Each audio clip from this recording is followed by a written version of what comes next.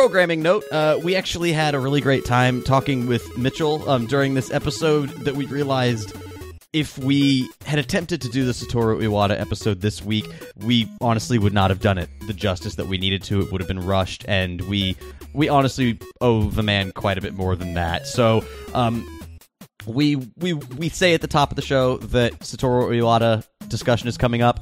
That will be next week, so apologies for the misdirection there, but enjoy.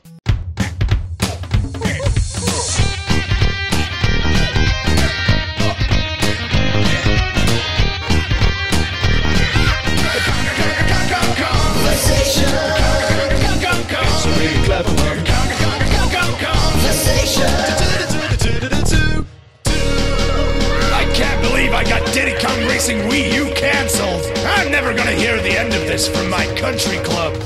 Hello and welcome to the Kongversation. I'm Hyle Russell. Chad McCanna. And, for this segment, we're actually going to be joined by a special guest. You know him as MFWolfe from off of our calls, but he's also known as Mitchell Wolfe from off of real life. Well, and he's also from off of the forum, where he has quickly risen in the ranks to be one of the young go-getters, the movers and shakers of the DK Vine forum. He sounds pretty cool. Yeah, he's all right, I guess. Yeah, well, I mean, there's a lot of people kind of like that, so it's whatever. Mitchell, welcome to the show. Hi, good to be here. Yeah. So we wanted to have you on before we talk about the sad news this week. Obviously, of course, we wanted to bring you on to actually get some news from last week out of the way because we touched upon it on. It doesn't really inspire confidence in the subject matter when you describe it as getting it out of the way. Well, I mean, look, everybody. It's acceptable. It is an acceptable description of it. I promise. Really. It's really like incompatible with what we have to discuss this week. So, it's kind of. I really don't know. Rather than avoid tonal dissonance by just waiting another week when San Diego Comic-Con discussion might be more, thematically appropriate or morally sound, we figured we would just jam them together. Exactly. Just like some sort of ghoulish Frankenstein's monster. So Mitchell, you were actually at Comic-Con because you live in like Southern California, and yep. There's literally no other reason for us to bring you on this show besides the fact that you were in a physical place at a certain time. I don't doubt it. Yeah, pretty much. No, actually, we should preface by saying we first met Mitchell at E3 last month. We met him in person. Of course, we met him on the Conversation long before because that. There's an extensive vetting process before we let you come on this show. You guys might have met me in person. I actually that was a hologram of me. I set it up to go to E3. Oh shit! Does your hologram have like a Tupac setting? Could we have been like in the midst of an E3 show floor rap battle? Well, much like my real life persona, Tupac is my default setting. So I have to try really hard to put it to Mitchell. Oh wow! Yeah. You're clearly undergoing that effort right now, and it's you are decidedly non-Tupac-esque. I really try. Thank you. That means a lot. Mm-hmm. Sure. Although I should be pointing out that the real Mitchell Wolfe was gunned down over a decade ago. Tragic. So, I'm sure that is true for someone named Mitchell Wolfe. Actually, that makes it kind of tasteless now. Oh, I really put my foot in my mouth, didn't I? We have a diehard fan who's related to the 10 years deceased Mitchell Wolfe, who is listening to this sobbing uncontrollably now. Yeah. The other Mitchell Wolfe was Saber Wolfe's brother. WULF, yeah. First, we don't acknowledge his series as DKU, and now we mock his dead brother. Right. So yeah, you didn't acknowledge it as DKU, and that choice had consequences, Hyle. This is how you pay for it. Apparently. Apologies for my coughs in the background, by the way. Chad, are you still sick? What the hell? Apparently, the time the three of us spent at E3 caused my immune system to just stop working. Like my white blood cells are wandering around my veins in a daze. I don't know what the fuck is going on with my body, but I cannot kick whatever this I was is. so nervous I was going to catch your bug. Yeah, I don't... I was so nervous. I think Star Fox Zero gave you AIDS, Chad. I'm surprised Rare is functioning at all right now, because they were all very friendly and communicative, and I hope that I didn't have something that was communicative. I think Kinect Sports keeps their immune system pretty high. Yeah, they all seem like they're in really good shape, so well done for them. They've got like a natural antibody around Manor Park. Did I talk to you guys about where I was staying for E3? No, I where were stayed you? in Chinatown. Okay. We were in Little Nicaragua. Oh, fun. Yeah. Yeah, Chinatown was interesting. It's a friend of mine from college lives there, so he offered to let me stay there. His parents did not speak English, and none of the restaurants around where I had waiters that spoke English. It was pretty cool. I thought I was going to die a lot. Oh, really? Like, frequently, yeah. It's funny. I was literally a few hours before this call watching Big Trouble in Little China.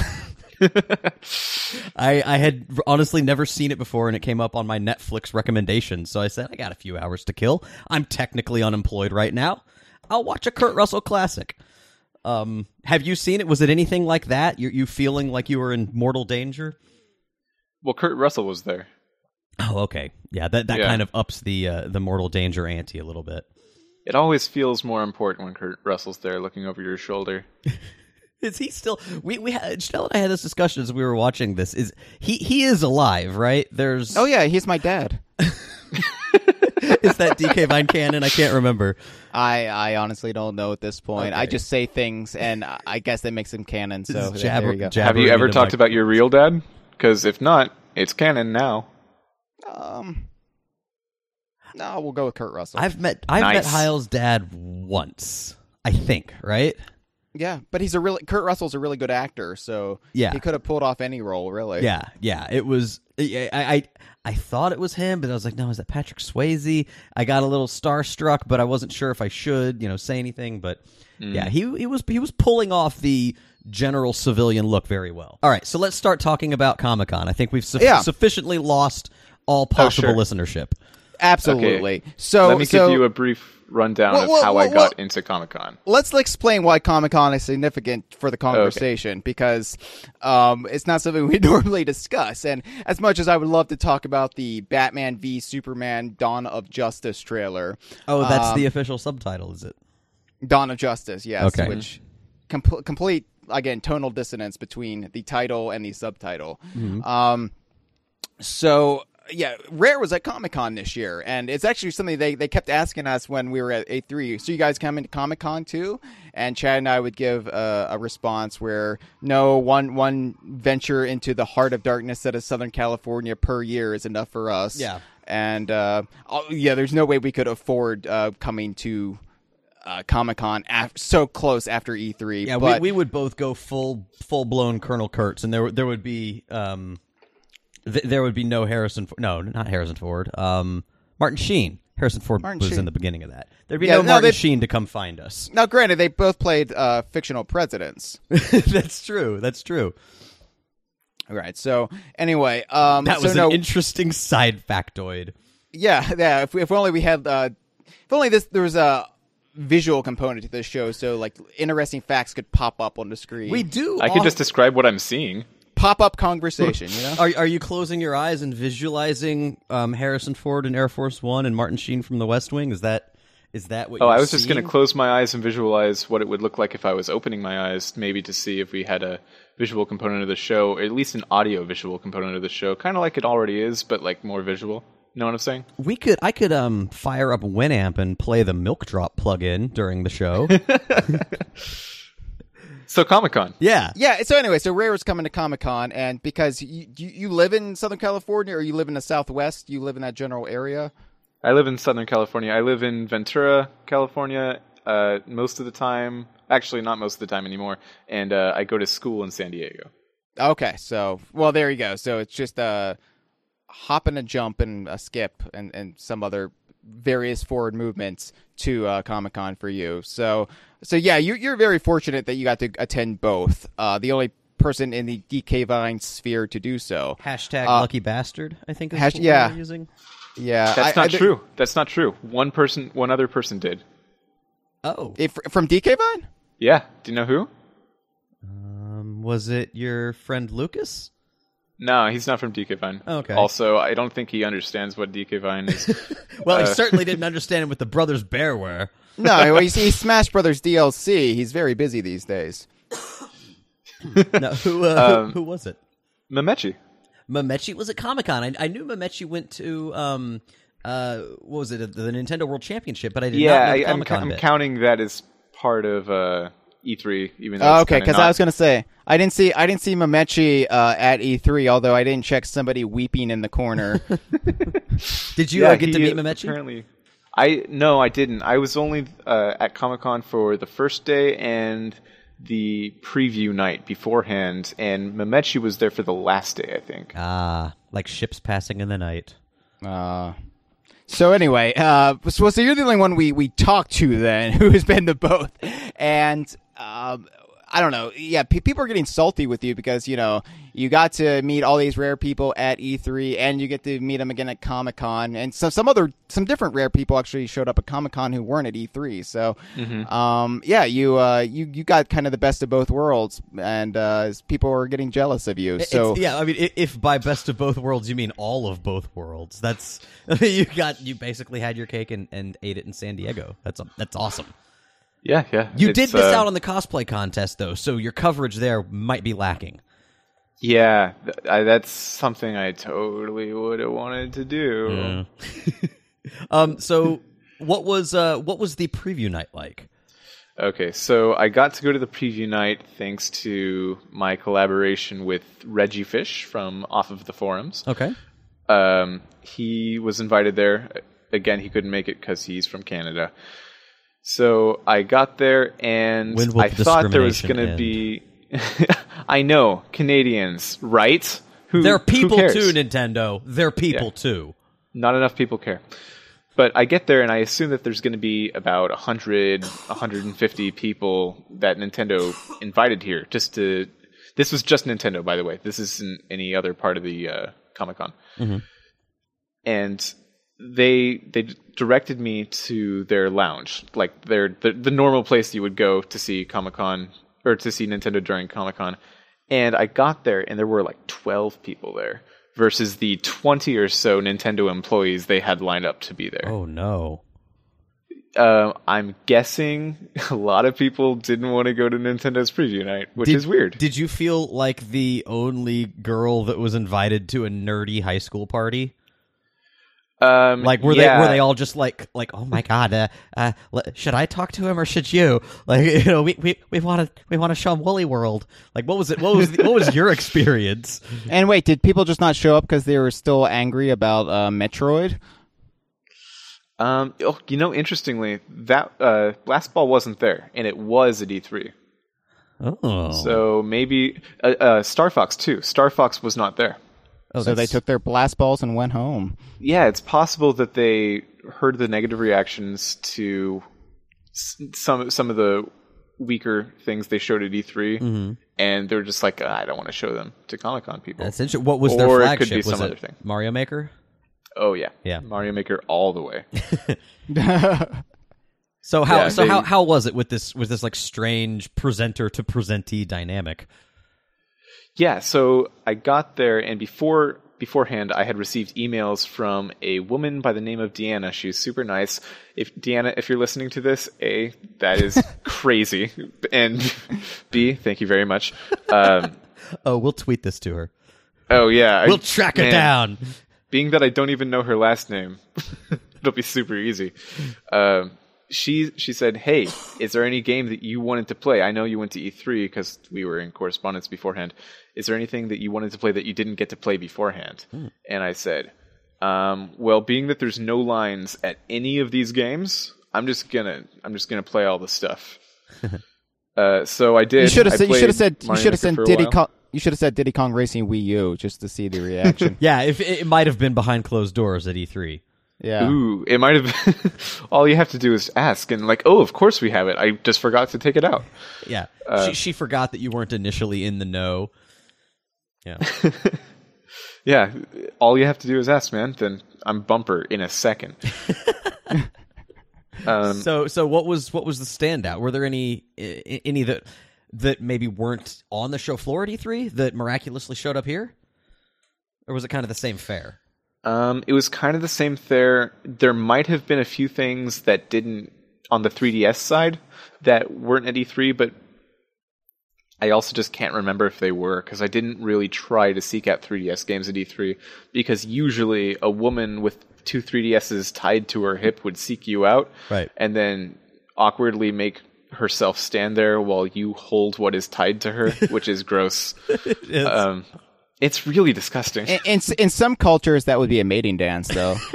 she's literally tethered to you, and it's a very, very strange. I mean, thankfully, one of the tether women, because I think didn't Mitchell tether women. Like, what do you? There's nothing that you can. Because I hate the term booth babe. I think it's really kind of it's like a Clive Barker movie. The tether women, the tether women from beyond time. Like I don't know what to call them. On the one hand, I do hate the term booth babes, but on the other hand, that's about as much respect as I'm seeing them given, so it's kind of appropriate. Wait. Respect given from whom? That's a hard question, but I guess the companies that are hiring them. Okay. Yeah, I mean, a lot of people really want to be there, so it's not them I'm talking about, but it does seem just really disrespectful to women. It's like they, you know that there's a certain component of objectification. It's video games after all, but it largely has gotten a lot better than kind of the height of the dude bro era, where everything from E3 was just slathered in TNA, and it was and nacho cheese from like Doritos. right. Ride the Walrus, and it was just it has gotten a lot better, but there are some vestigial elements of that, and it is a little the aforementioned tethers, the literal physical tethers. There's security everywhere. If you try and run away with a 3DS that has an advanced version of Chibi Robo, someone's going to tackle you. Well, there's nowhere to run. Well, yeah, you're dragging a woman. Right, it'll be... Yeah, that's maybe why she's there. They figure someone will attempt that, and she'll be the anchor. It's terrible. Chad, did you actually ever try running at E3? It's impossible. You can waddle at a slow pace. I think the height of my speed... was hobbling for most of E3. Mm-hmm. Yeah. Well, I would want them to have some beefcake. I think I maybe mentioned this before, but like let's get some shirtless dudes in there with tethers on them. There might have been a few, but they were few and far between. Yeah, it's like we went to the Xbox press conference, and they had a bunch of like Microsoft flight attendants dressed in green scarves, and they're all like attractive, women, objectively attractive, and then they would like throw in one or two guys out of like the thousands of women there. I think of the ones on Nintendo's side, the red shirts that I saw were men. Seemed like the more kind of stereotypical gamer type. It seemed like they may have won like a regional sales goal for their GameStop component. It seemed like a certain companies got to send someone to E3 and, oh my god, I get to be there for Nintendo. That's the vibe that I got. And this is pure speculation. There's no way to know, but there's absolutely no way to know. There's literally no way to know, but we do know that most of the women came from modeling agencies, but there were some... Most, not all, yeah. Yeah, but there were... That's not to besmirch all the models there, because nor even the ones from the modeling agencies. Some of them were like talking, geeking out about Pokemon with us. That's what I'm saying. There were some who legitimately like were thrilled to be there. Yeah, so yeah. I don't want to pin them all with a wide brush, but yeah, it's just it was just a very strange like there needed to be more dong for the women and for the gay men. That's all I'm saying. It was kind of a... I guess you could say that they should have expanded the dong. You could say that, but then you would be off the show. that is our least. We like that meme less than Danky Kang. No, I know. I was just actually, I have no problem. Jokes. I thought Danky Kang was hilarious when I first saw it, so maybe I should leave the show. Yeah, Hyle and I will do it without you. Don't worry about it. Hi, yeah. Yeah. Well, you've been holding your own quite well thus far, so yeah, I can take. Anyway, back to Comic-Con. Oh yeah, Sure. we were talking about that. All right, Yeah, so that existed. So we've already solved the disturbing gender disparities of E3. Let's move on to solving Comic-Con. Yeah. So briefly, I don't want to stick on it because it could get political, and that's not really worth it. But let's talk Donald it's Trump. Mostly, yeah. Let's just do it, man. Let's just dish. Donald Trump. Why not? Yeah, why not? I think that's his campaign tagline. Yeah, it has Donald Trump, and he's eating like some fried chicken, and you can tell that With a he'd fork eaten a and lot knife. of fried chicken beforehand because his face is all greasy, and then it just says in Comic Sans underneath his face. Why not? Chicken grease is the classiest way to keep your toupee on. It's diamond encrusted chicken grease. I just eat my fried chicken. I run my hand through my hair. I go to a photo shoot. I solve America's job crisis. It was the most luxurious. I'm doing Woody Allen. What am I doing? Abort. Soon-yi. I'm sorry. We should probably talk about Comic-Con. We seem to be avoiding it at all costs. I don't know why. Well, I mean, okay. So once I get past this preview night, it's like the fun part. This preview night was still cool, but it was just the very sanitized thing that you would expect from Nintendo that I expected from Nintendo after E3. Right, what we complained about for like hours on our E3 coverage. Insufferably long. Yeah. Yeah.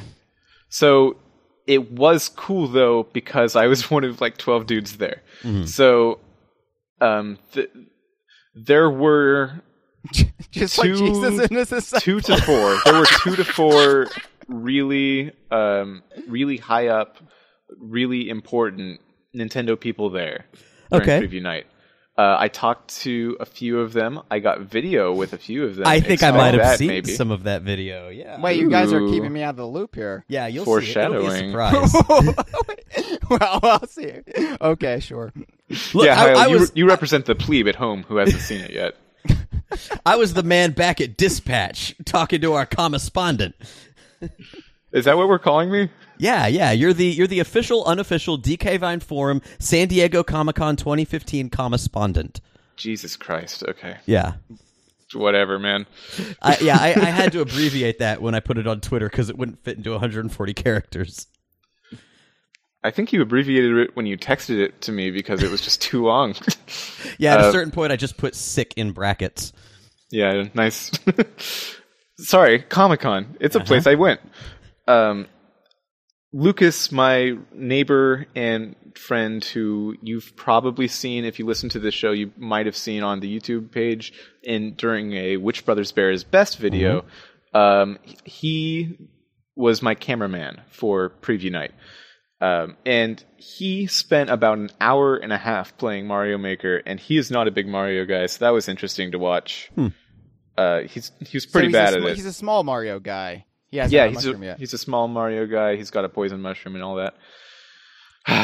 Yeah, good jokes. These are the ones for the cheap seats.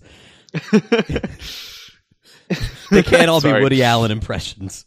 Oh, imagine a world. Yeah. Where they were all Woody Allen impressions. So he helped me out with that. And Diane Keaton is perpetually employed. He agreed with me that it was pretty evident after seeing what they showed at Comic-Con that Nintendo did not have a strong E3. I think their biggest games were Triforce Heroes and Mario Maker, which means that they didn't bring out Star Fox, they didn't bring out Metroid. They were playing it super safe. Yeah. And of the things that they were playing safe, like that's taken from a pool of the things that they announced at E3, which was already super safe. Well, but then again, Comic-Con is not really Nintendo's bread and butter either. So of course not, but they're not going to making invest it a lot bigger. of money. Yeah, that was kind of the strange thing for me when some of the Rare employees were asking us if we were going to be at Comic-Con.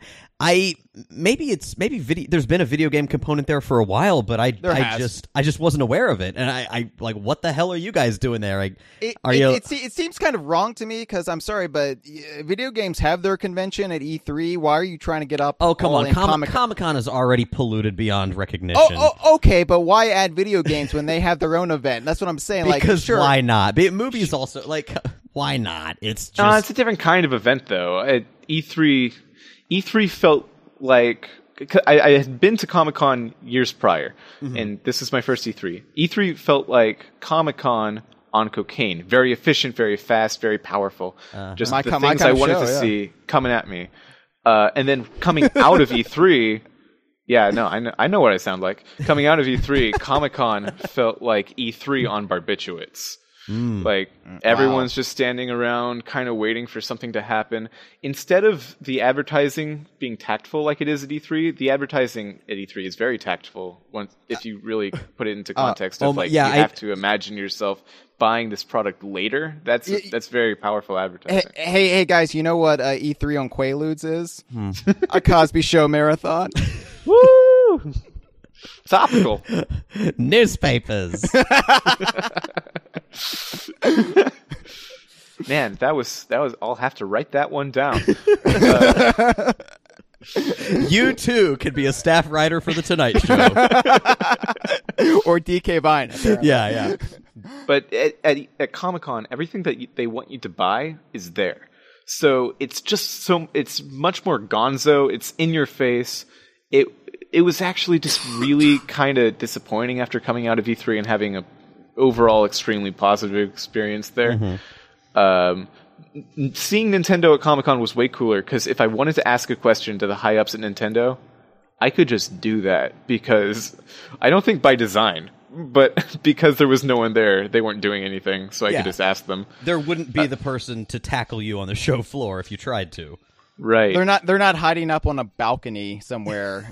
That was so strange. It was like this at E3. You could weren't we even able to spot the Nintendo Direct Muppets? And like you could see them like looming over the show floor at a part of the Nintendo booth that you weren't allowed to get into. It was but only because we figured out where you could spot some backstage Nintendo stuff because there was that like cafeteria type your favorite setup. Restroom. Yeah. The trough where they pee. Where Nintendo urine goes to rest. Yeah. So we could see some of the Jim Henson created puppets. Not legally not allowed to be called Muppets. Slippy, let me just say, Slippy had a wide stance. I think it's very fitting that all of the Nintendo employees peed into the same trough rather than different urinals.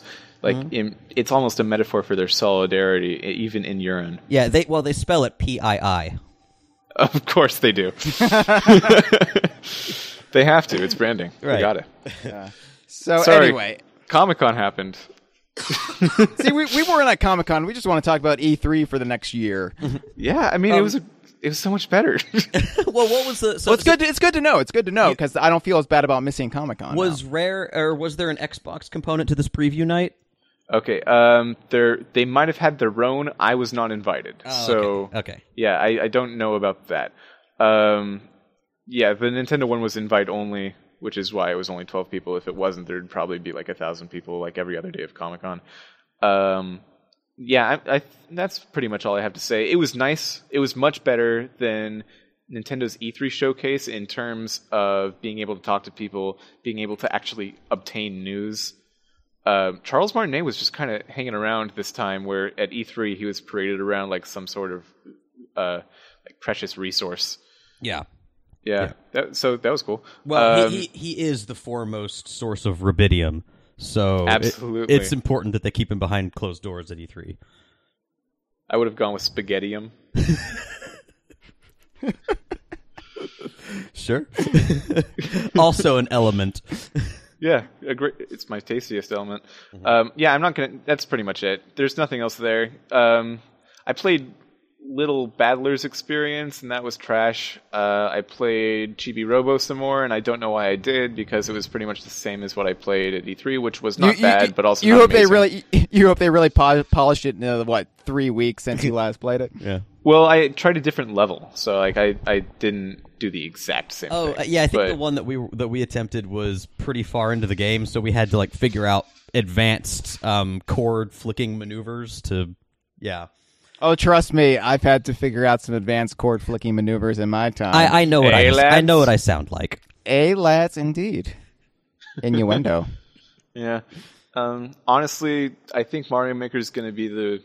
I left E3 thinking that Star Fox was going to be their big push for November, and now I still think it's going to be the big push for November, but I do think that Mario Maker is going to be their game of the year. Yeah. In terms of sales, at least. Well, it's much more recognizable from an IP standpoint, and they are pushing it harder too. Honestly, really, like, what's the last Star Fox game that's actually sold well? It's Star Fox 64. So, I don't know if Star Fox is really a viable brand anymore. Yeah, well, let's not turn this into we could have a whole Star Fox debate episode. Oh, and I'm sure we will as we get closer to Star Fox Zero. I know my thoughts are with our branch of Star Fox, the games we like to talk about. I just realized I was on the precipice of launching into a verbal essay about why character is important, and it's like I don't feel like let's focus on Comic-Con. Let's save it for November. I'm sure November this fall when we're talking about Star Fox more. I have a lot of thoughts I want to share about Star Fox, but anyway, sorry, Mitchell. Continue. No, I mean, that's pretty much it for Nintendo side of things. I then went home, had In-N-Out. Not actually, I did that in the other order. I had In-N-Out, then I went home. What? Yeah. The fact that that's what you call it means you're not ready. Yeah. I hope you did it animal style. Huh? I hope you did it animal style. Oh, well, always do. Got some rest. Got like 2 hours of rest because I was really excited about the next day, and I just couldn't go to sleep, and I'm pretty much already in insomniac.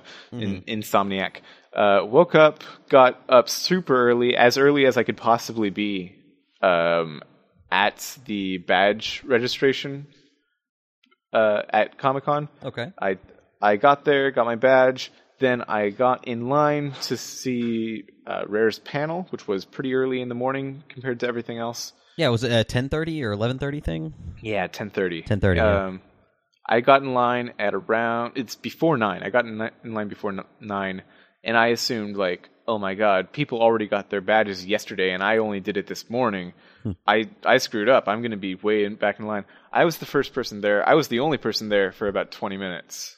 All right. Well, that's pretty awesome. You basically had I guess it's awesome. Well, it's awesome for Mitchell. Yeah. I guess that begs the question, was it... Yeah, I like being alone. Did people... It's awesome that you got kind of whatever seat you wanted in the house, but did they eventually fill the rosters? What was the turnout like?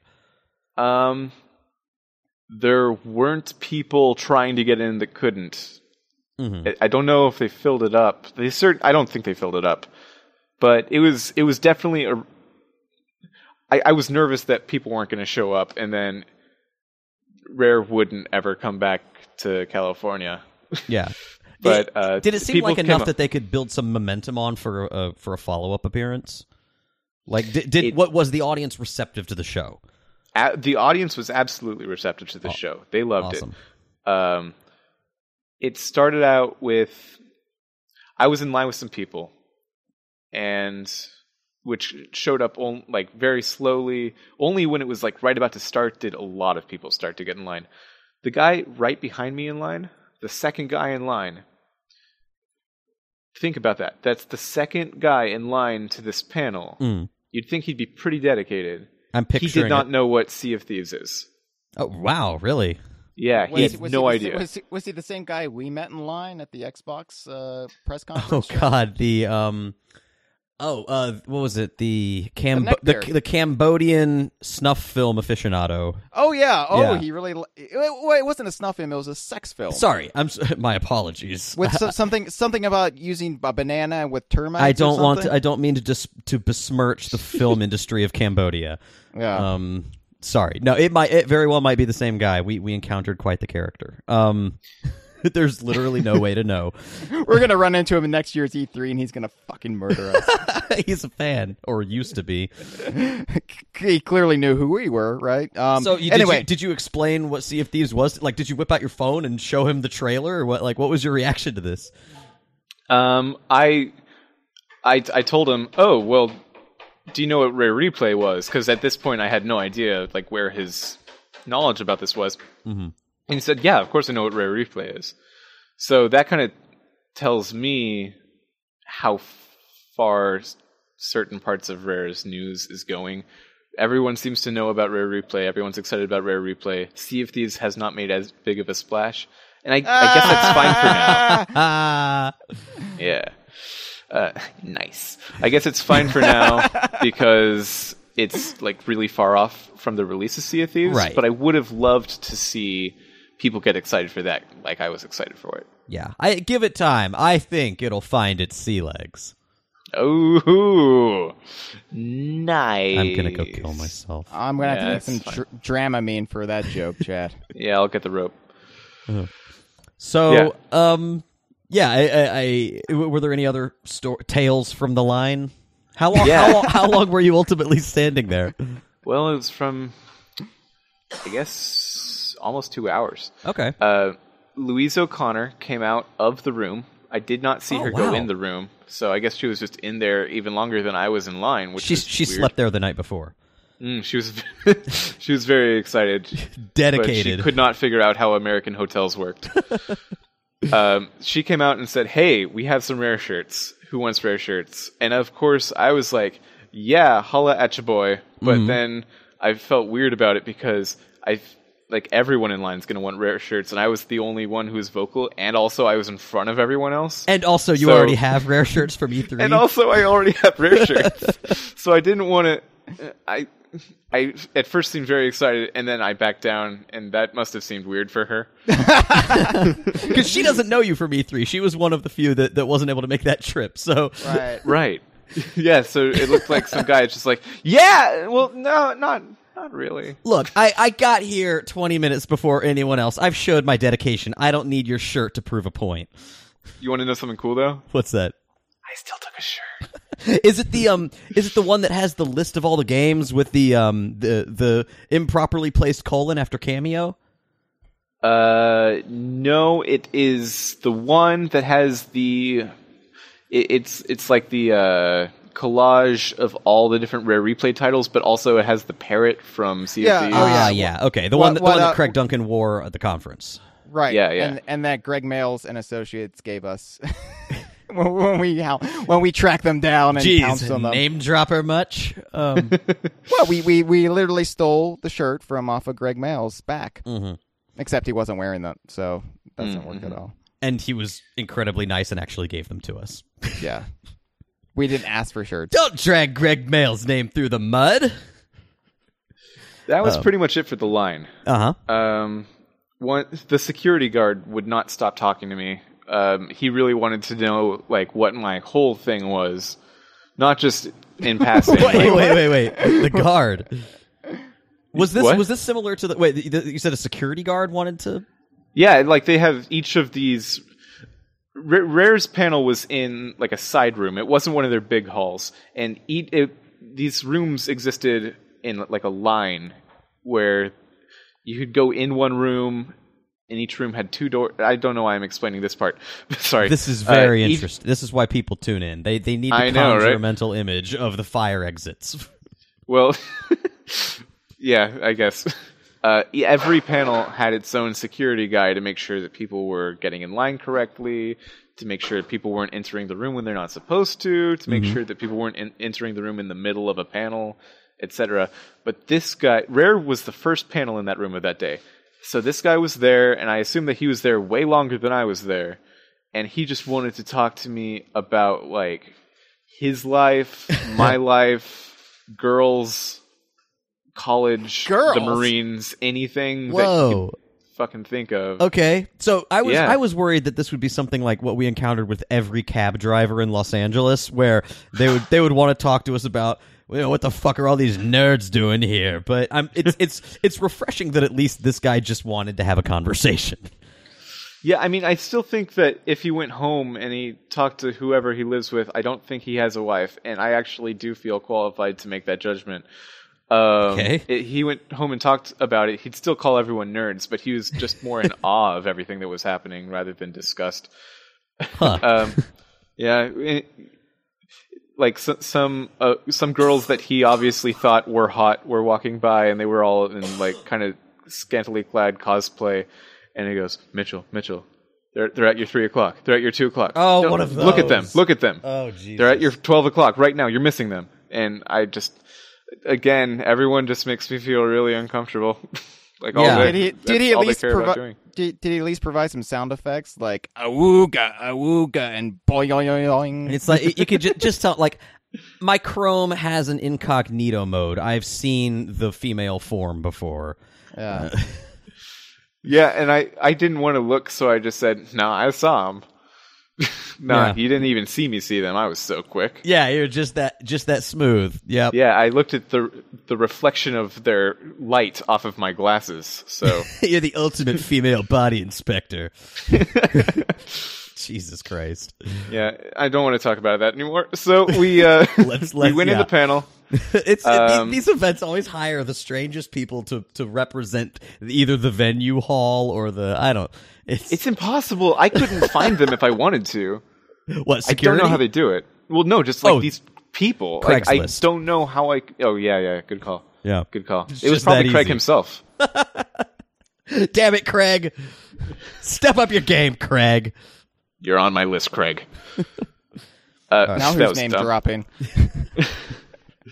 So we go in. All the chairs have little Captain Bones business cards on them. Mm-hmm. Aww. Yeah, and I pick up 3 of them, and well done. Your 2 have been shipped to you. Woo! Did you use UPS? I did. Okay, because I had a fucking Post-it note on my door from UPS with no other details other than the fact that we missed you. I've been home all day. They didn't fucking knock on my door. They just left the Post-it there. So I'll go track it down. But thank you. Yeah. I put your business cards in the tube that came with your art print. I'm excited about that. And I suppose, Hyle, you'll just have to talk to Chad to get your business card. Maybe he can hold it ransom. I don't know. I'll also cut the art print in half like King Solomon and send it to you. Okay. So that we could both appreciate that. How about that, Hyle? That's perfect. That's exactly. It's a fair compromise. It's a biblical compromise. It is a biblical proportion. So anyway, here was the big moment. Once I got to my chair, I noticed who was on panel, and it was Craig Duncan on the far left. By the way, Craig Duncan saw me when he was going into the room when I was still standing in line, and he walked over specifically to me, shook my hand, and said, "Hi, Mitchell," and then that was really fucking cool. Whoa, he called you by name. Well, I did have a name tag, okay. Yeah, but he did remember that like I was the guy that spoke to him. So that he must be like that smooth that his eyes could have like darted down to your name tag and right back up, and much like scoping out the security guys. I know. I was going to say Craig Duncan is the ultimate FBI. Yeah, although that would be like framed badge inspector. And plus, he's got those trainers. He's got those trainers, so he can run away when they notice. But those shoes are still so cool. He was wearing them still at Comic-Con. They're pretty awesome. The rare trainers. So anyway, that's so cool though that he came over, saw you, shook your hand. Were they like going into the hall to start the show at that point? That was like an hour before the show started. Oh, wow. He said, "Hey, I wish I could stay and chat, but I need to like go. I need to do the thing." And I'm like, "Of course you do. You're fucking Craig Duncan. You should do the thing." Yeah. So I go in, and then I see. So Craig Duncan's on the left side of the panel. He acted as the moderator. Then it was Ryan Stevenson. Stevenson. Yes, I think Stevenson. So. Yes. Res Art on Twitter, I believe. Louise O'Connor. Uh-huh. Adam Park. Mm-hmm. And him again. Greg Males. Adam Park, you silly wicket. And Greg Males. Awesome. That's a really great turnout. Wasn't Captain Bones also on panel? And Captain Bones. I was going to save him as a special reveal, Hyle. You ruined it, but whatever. I peppered the floor with his business cards, and he was a no-show.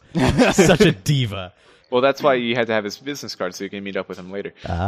So I go up to the panel, and while I was doing that, I felt really nervous that I was going to get tackled by bodyguards, but they didn't seem to have any at all, so I felt like I could probably take any of these British folk. There was a cosplayer walking by the hall. That's why you got that close. Yeah. I go up and I say, "Hi, can I get a close-up of Captain Bones for DK Vine?" And then they're like, "DK Vine, we know you." Seriously? Yeah, they were really excited. Oh my god. Which was way cooler than I thought would happen. I thought they'd be like, "Oh, sure, yeah, I guess." Oh, I suppose you want to ask us which bear is best.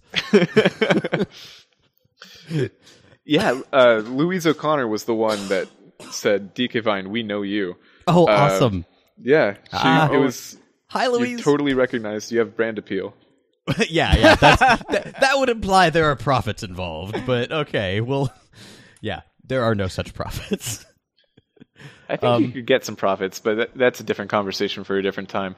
Maybe one that's already underway. No, there are there are actually conversations about breaking evens. Nowhere close to profits. But anyway, that's amazing. So I haven't seen that close up. Did we ever get to see the Captain Bones close up? Yeah, no, you did. It was on Twitter. It was the one I posted. It looks like Captain Bones has commandeered Greg Mayle's microphone. Because the first thing Greg Mayles did before he even sat down at the panel was shove the microphone that was meant for him to Captain Bones. That's amazing. That sounds about right. Yeah. And so you tweeted this. Yeah, I did. So you used DK Vine's name to get access. Yeah, I was going to say. And then took the photo for yourself. I see how wanted it is, Mitchell. you to take the picture. I thought it was implied that because I was representing you, you would take the picture and then post it on your own thing. But you didn't do it, so whatever. Look, I feel like I still did the right thing. I don't want to feel like a follower. I expect a higher caliber of follow-through from my official, unofficial DK Vine Forum San Diego Comic-Con 2015 correspondent. Oh my god. Okay. No, thank you for dropping our name. That's really cool. And so then I guess they dimmed the lights and the show began. How did it go? Oh yeah, I mean, like, one other thing. Right before the show began, Craig Duncan started talking to me again because I don't think he knew that I was DK Vine, but he did remember me being there. So, not that I am DK Vine, but of course I was the correspondent. That's how you're DK Vine, like the Mormons at the end of Book of Mormon are Africa. I was going to say you're like all those people who tried to claim to be the fifth Beatle over the years. Right. Well, yeah, I'm DK Vine as Donald Trump is a presidential candidate. Like, not really. You're the classiest correspondent we've ever had. So he says, you guys in the podcast, you talked about how svelte we are. Do we look the part now? And I go, yeah, you guys look pretty good. It must be the non-American factor. And I think I might have slurred my words or something because Adam Park looked really confused when I said that. And I didn't have a chance to explain the joke. That America has a crippling obesity epidemic. Yeah. Right. The joke. Yeah, it's a really funny one. I'm drinking buttered lard right now. Yeah. Oh man, I should be drinking some buttered lard. I think it's actually vegan buttered lard, but it's still quite bad. Right. For you. It goes by the street name Mountain Dew. So yeah, the panel began. Craig Duncan introduced everyone, and then they said, "Okay, just so everyone's on the same page, we're going to show what we showed at E3." And they showed the Rare Replay trailer and the with the Fatboy Slim song, and the Sea of Thieves trailer. Okay, cool. Which I thought, if I didn't talk to that guy in line first, I would have thought that unnecessary. But I guess that's necessary. And those are very good trailers too. I mean, it's a good precursor, kind of get you whipped up. Mm-hmm. And then he goes, "Okay, now you're going to see something no one's seen before." And they showed us the Rare Replay intro song. Ooh, how did it? I know you say you heard it already with those headphones that I could never get to work, but how did? Yeah, I couldn't get those headphones to work either. For the record, how did it sound though, booming out of a show hall? Well, I didn't get super great audio quality at E3, so it was good to hear it with better audio quality. The way I heard it at E3, and I'm thinking about it now, I don't think those headphones were always supposed to work. But I was at that booth right after Robin Beanland had finished showing Grant Kirkhope the song.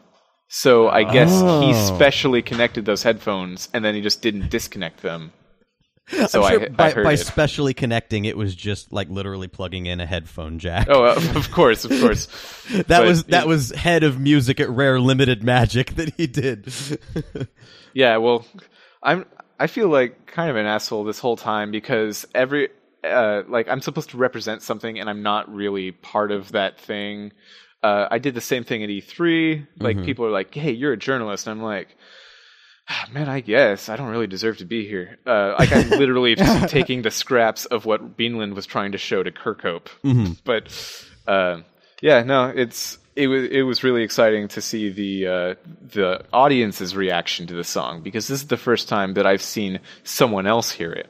Yeah, and everyone seemed to really enjoy it. It was very funny. You could definitely tell that the vocals were done in-house. Yeah, and does that kind of add to the charm of it? Because it is a very absolutely. Like the aesthetic is very charming. I think that's one of the better adjectives I can think to describe it. Which I don't mean that as like oh look how cute you are, good try. It's it's very handmade. It's charming the way Woolly World is charming. You know? Oh yeah. Well, I don't know. Woolly World looks professional still, where Rare looks professional. What? Wait, what? Well, Rare doesn't look unprofessional, but it looks more like they were having fun with it the whole time. Where Woolly World looks like it's been through the whole Nintendo Disney machine. It's been strained of all fun. The rough edges have been sanded off, kind of. Whereas I don't think sometimes there's you literally want a rough edge in that game. in Woolly World, right? Yeah, the yarn factor, the non-American yarn factor. So then they showed one screen from Sea of Thieves. It looked cool, but it wasn't anything that you couldn't like extrapolate would happen. It was just some pirates around a treasure chest in a cave, and then at the mouth of the cave, you could see some skeletons rushing in. Which is just, it's cool stuff. Like I was really excited to see it, and everyone in the audience like was ooh, yeah. But again, if you weren't there to see it and you feel jealous of my experience, I don't really think that is validated. So you should move on with your life. Oh man, people, come on! That's like literally why people tune in here is to not move on with their life. That's like William Shatner telling Star Trek fans to get a life. That just doesn't fly. We're gonna talk about Perry the Parallel Bird until we're dead. And even afterwards, we're coming back to haunt you to talk about Perry the Parallel Bird. We'll only be able to haunt in a very specific direction, but right. Yeah, so okay, maybe don't get on with your life, but like if you were super depressed about missing that screenshot, probably don't be. I assume later on in development it might go public. I don't know for sure about that. I don't know any. I actually have no information about that. It's probably safer to keep the razor blades in my wrist at this point because if I pull them out, I'm just going to bleed everywhere. They've turned into a coagulate at this point. Okay. Yeah. Good to know. No, I think that these days aren't like art books for video games sort of in vogue, and I would imagine that we've already seen on their various websites and media platforms that Sea of Thieves is generating a lot of concept art. I wouldn't be surprised if they eventually put out an art book for it. Well, Ukulele is getting an art book. Yeah, that's true. Yeah. So I don't know if I don't think Rare's developing Sea of Thieves trying to match Ukulele, but yeah. Well, I think that it's just an indie title is doing it. I know that some of the other AAA houses are. Rare, if you're listening, make an art book. Come on, Rare. Don't hold us responsible for whatever the sales are. You know, I don't. If I have drastically misread this market, I don't want to be blamed. Magically find the funds to produce an art book, and then don't look our direction when it doesn't sell. I'll buy it. Well, I'll buy it too. Yeah. Yeah, I'll buy enough copies for them not to be sad about how little it sold, but... Oh, that's so sweet. Thank you. Yeah, no problem. Yeah. I really want that art book now that I know it has a possibility of existing, and it doesn't even really have any more of a possibility of existing than before. I thought of it just now, but man, that would be cool. There's literally no way for us to know. There's literally no way for us to know. The DKVine Twitter handle is at DKVine. Rare, you can just go ahead and send us a little message. Cool, thanks. Wait, you're not going to Nice. read it. No, but I assume that you're going to tell people What message am I supposed to be receiving on my Twitter account now? I don't. that I there's going to be an art book. Oh yeah, Rare. If you want to let us know that, sure. You know, All right, all right. where we live on social media. What? All right, so you were there in our name, apparently name dropping us every opportunity. So what did you find out? What juicy scoops can you give us? Okay, so get this. Oh, Louise O'Connor was classically trained in animation. Like Oh, really? classical animation. I And think then, on Bad Fur Day she was one of the animators, right? that was role? her first job. Yeah. That was her first role. I guess I don't know if she was an animator or voice artist on that game first, but it's probably at the same time. My guess would be her job title was animator, and like a lot of other people at Rare, she got pulled into the recording booth. Oh yeah, I'm sure it happened like that. She could do a voice that wouldn't come out like Woody Allen for no reason. Yeah, I mean, there was a lot of information, like a lot of memories and a lot of opinions that were really great to hear, and I'm just trying to, like, how do I turn them into bite-sized, like, things to tell people? It's hard to do because it wasn't, like, concrete information. There was one girl in the audience who came up and said, "Hi, I'm in college. I'm majoring in video game design. What's it like to be a woman in a, like, male-centric industry?"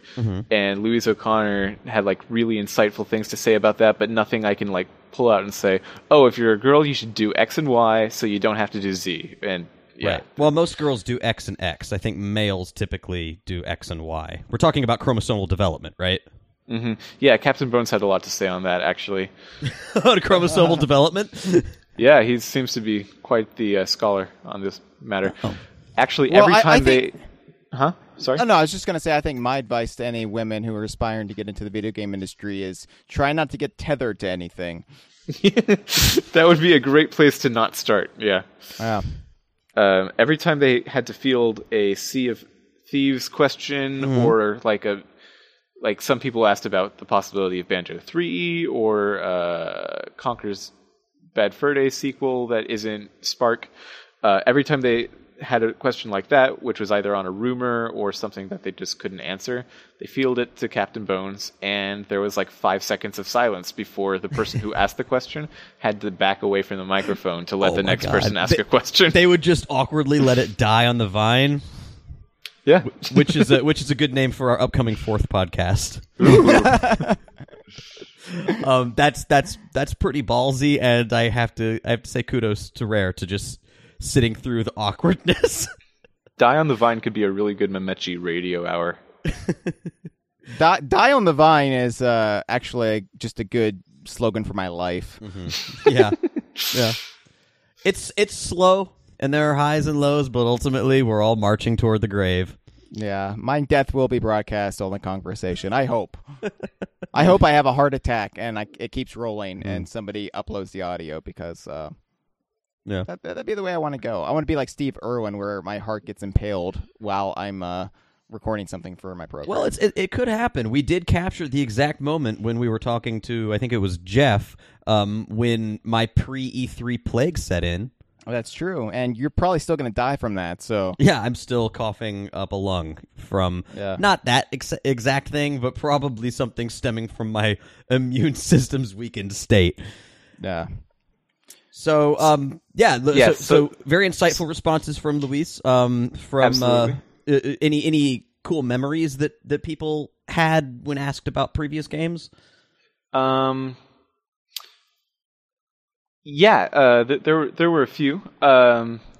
So when Louise was talking about how, I can't just call her by Louise O'Connor, rare employee and professional person who does things that I like. You're on a first, last name, and job title basis right now. Absolutely. And I think that is her official job title, person who does things that I like. she was talking about how the transition was from a classical animator to just a computer 3D animator, which is completely not what she's done before. And I guess whoever was her superior at the time, I don't want to say for sure it was the Stampers, but possibly. They were just like, hey, you got to learn how to do it. We need to make this game. And then she learned how to do it rudimentary. Did she say the name? No, she didn't say it. For some reason, I know we talked to Mike Currington, who was on the Conquer team, and I forget the name that he gave us for who was in lead of Conquer before Chris Seaver, but was it...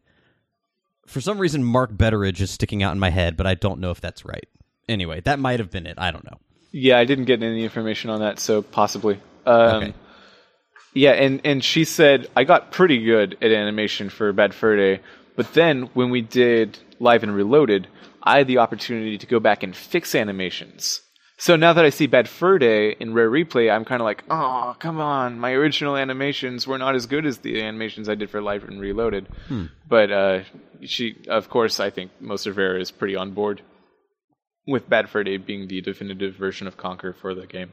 Right. I can understand the desire to go. Well, it's the George Lucas syndrome. Like you want to go back and perfect your work, and we had that with Elvis and Slick Monty, our TV show, and sometimes we have that with the Kongversation. Yeah, we at a certain point we decided like we just have to stop dicking around with the timing on certain jokes. Just it warts and all, because you got to move on. And I would imagine game development with such crazy deadlines, there's got to be a certain element of like you just have to give it up at a certain point and ship it. But the ability to go back and fix something must have been, with Live and Reloaded, must have been like a huge creative weight off her shoulders. Yeah, I already feel that way about this episode of The Kongversation. How's that?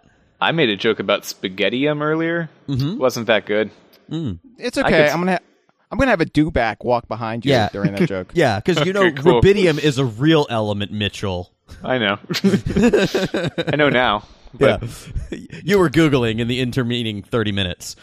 you don't know that I did that. I totally did that. I actually did that. Did you really? Yeah, and I'm usually pretty good with that kind of stuff, but I didn't know. It's pretty far down the periodic table. I don't know if that matters for me knowing it, but cool. If it wasn't mentioned on Breaking Bad, I just tend not to know it. It was just in the credits. Oh, okay. Yeah. So I asked them, what was your favorite game that either you worked on or you worked with people who were working on it at your time at Rare? Mark Stevenson said Viva Pinata. Oh. Because he's the art guy, and I think that game was like Rare's art guy game, I think. Because you can look at the art style in Viva Pinata, they really went all out. Versus maybe like Perfect Dark, you have to tone it down to a more grittier thing. Banjo, you have to make it very smooth. Viva Pinata, if you want to make something that has a lot of jaggities and a lot of fun effects to it, that was probably your game. Right. That's actually just my extrapolation. That's not what he said. I just assume that's why. Then Louise O'Connor said Bad Fur Day, or Live and Reloaded. She didn't really differentiate between the two. She said Conquer. Yeah. I assume it's not Pocket Tales. Maybe I was going to say, it could have been Pocket Tales. I don't know that she worked on that title, but should have been Pocket Tales. I'm going to assume she was talking about Conquer's Pocket Tales. It would have been... She would have joined the company, because she joined in 99 and was working on Conquer pretty much until it came out in 2001. So I assume that she was joining right as Pocket Tales was released. Maybe as the title was going gold, as they say, maybe she spent some time with that handheld team as like a boot camp to prepare her for the trials of being on the Conquer team. Like, that sign needs to say Ted's Boats. What, on the former Conquer's Pocket Tales team barn? No. In Conquer's Pocket Tales, Ted's Boats. Oh, she had to, that was input. I'm suggesting she added that. There's probably this one Rare handheld team employee who's listening to this who's just getting really sad. Like, no, that was me, man. I wanted it to be Ted's Boats. Just remember, don't remove the razor blades once they're inserted into the wrist. Leave them in there. Leave them. Yeah, Hyle is a shining beacon for us all. So anyway, Yeah, and then Greg Mail said he went in between Viva Pinata, Trouble in Paradise, and Grabbed by the Ghoulies for his favorite game. Oh, awesome. I'm glad it's not like the conventionally popular choice, but Grabbed by the Ghoulies is certainly deserving of that. And I didn't initially give Viva Pinata the full playthrough that it deserved, so I'm really excited about revisiting that. I'd like to take another whack at it. Yeah, that's probably my most anticipated game to play in Rare Replay, because I just didn't give it the time of day, because I was just a young teenager at the time, and I felt like, Rare's not what it was, but yeah, I was stupid. So Operation Rare Fall. Yeah. Yeah. It's really frustrating to me on Facebook when I don't know how Facebook bookmarks really work. I mean, obviously I could create a browser bookmark, but whenever I want to go to Rare's Facebook page, I type in Rare into the search bar, but Operation Rarefall always shows up right below it with their stupid inverted Rare logo.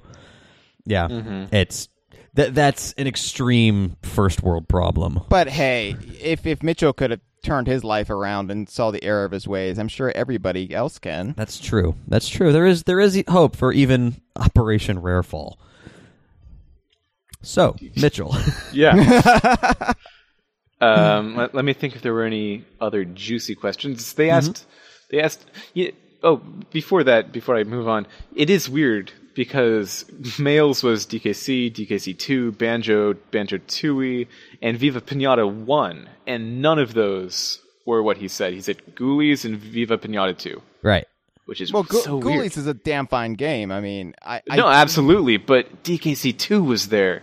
Banjo-Tooie was there. But I could see how Ghoulies would be his favorite. Like, I'm not besmirching that choice. Ghoulies, it's like there was no... It didn't seem like there was any market pressure at all. Like, Ghoulies might be one of the purest distillations of what a Greg Mails game is. It was because it was going to be for the GameCube, and it just kind of snuck across the border to when they got bought by Microsoft, and it was already nearing completion. I'm telling you, these Grabbed by the Ghoulies, they come over here, they try to steal all our jobs. They're the least classy video games to appear on the original Xbox. I'm saying it. I know it's not popular, but I'm saying it. Yeah. And the show is dead. Yeah, can't really top it. Yeah, that was most of the more interesting tidbits. Adam Park said that his favorite game was Rare Replay. I think that's cheating. Cop out. Yeah, total cheating, but fine. Mm-hmm. Well, maybe he's just referring more to the new parts, like the menus. It would have been pretty amazing if he said anticipation. I mean something that's not anticipation. Like if they accidentally dropped DLC. Adam Park has only worked on what? Adam Park has only worked on the Kinect sports games and Rare Replay, right? Oh, really? Okay, I didn't know when he joined. I'm assuming. I didn't know when he joined, but I think he's fairly new. Yeah, he's. So was the question specifically about games they worked on? I said it was like your favorite game, either in Rare Replay or that you worked on. Oh, okay. So I guess I left it open-ended for them to take it however they wanted, mostly. Yeah, I guess. So, yeah, he's newer. I think he's 2000. I want to say 11-ish. I don't know if for sure. That's a decent 4 years. I mean, come on, that's not a spring chicken. Yeah. In rare terms, though, that's a new guy. I mean, when we're talking about guys like Greg Mails, Yeah, the studio does have a 30-year legacy. Yeah. Yeah, and 4 or 5 years before that is Ultimate. So yeah. Yep.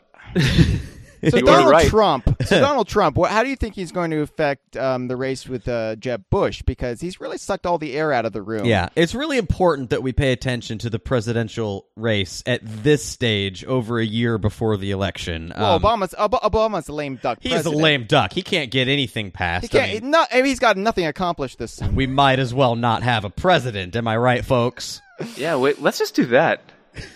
Just say let's. We'd rather not as a country. Let's just let's see how we do on our own. Maybe I think that's Rand Paul's platform. What was that? If Captain Bones wins the write-in election, oh my if everyone writes in Captain Bones, we could just not have a president. We could have we on DK Vine. We could actually spearhead an incredibly damaging campaign to get people to throw their vote away. That would undermine any vestige of credibility we ever had. Let's do it. Yeah, let's do it. I don't know if he's British. I assume he's British, but they haven't really talked about it. We could always ask. There is a handy Twitter handle where we could inquire as to his country of origin. Yeah, I know he's over 35, so that part's fine. When he died? Just at all. Yeah. Well, we know that he knew Anne Bonny, so we can sort of timestamp when he was alive. So yeah. Maybe he also just knew Anne Bonny as a skeleton. That's true too. Yeah, it was unclear. Maybe what I love is that the Captain Bones account is so continuity centric, but when you call them out on something they seemingly missed, they'll have an explanation for it that works canonically. Very Colbert Report style. Yeah, that's pretty cool. By the way, we may or may not be compiling all of the Captain Bones continuity. Oh, come on. It's just a special feature. I teased it on Twitter. Oh, well. I don't read Twitter because I'm a Facebook guy. Yeah. I have better things to do with my time than read so few characters. Anyway, okay. Anything else noteworthy from the panel? Craig Duncan spoke more about how Paul Collins pitched he pitched the opening tune to Replay. Oh. Apparently, Paul Collins is the director of the game, I believe. Okay. And also, if you've been following Rare's Twitter page, he is the one who dressed up as Rash the Battletoad with really impressive body paint. Yeah. Yeah. Yeah, that was actually very impressive, very well done. Yeah, it's pretty cool. And he was in a jacuzzi in one of those photos, and I don't know if that was the last photo they took, but it seemed like it was all staying on. Yeah, I would hope so, because if that was like waterproof, then I have no idea what he did. How did he get through the TSA back to England? Dressed as a toad. A Battletoad, nonetheless. That's true. If it was just like a Slippy Toad or a Mr. Toad's Wild Ride, he would have sailed right through. But to invite battle on our airlines? Come on now. Come now. Yes. Close the border, Obama. These toads, they're sneaking in to our Los Angeles airports. I'm sorry, they're not classy amphibians. I'm saying it. So apparently the story is that Paul goes into Craig Duncan's office and goes, I have this idea for the opening, like the attract mode of Rare Replay. And Duncan goes, okay, what is it?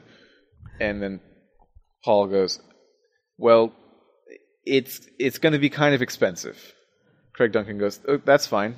I assumed that it kind of would be. What is it? And then Paul Collins goes, can I sing it to you? And apparently he sang that whole song with none of the background images to help the song make sense. Just to Craig Duncan in Craig Duncan's office. And that was the way they pitched it. Like, those are certainly references to games that we've made, but what project were you doing again? No, that's essentially the anecdote that he told us as well, but I loved that story, that it was just a completely dry performance. Yeah. I really want to imagine that he brought a cane and like a top hat into the office. Did the Michigan J. Frog thing? Dancing. Yeah. Hello, my baby. Hello, my honey. Right. Hopefully there'll be the acapella version you can unlock in Rare Replay. It'll be like the monkey noises cheat for Donkey Kong Country. Mm-hmm. The entire soundtrack is DK and Diddy making noises.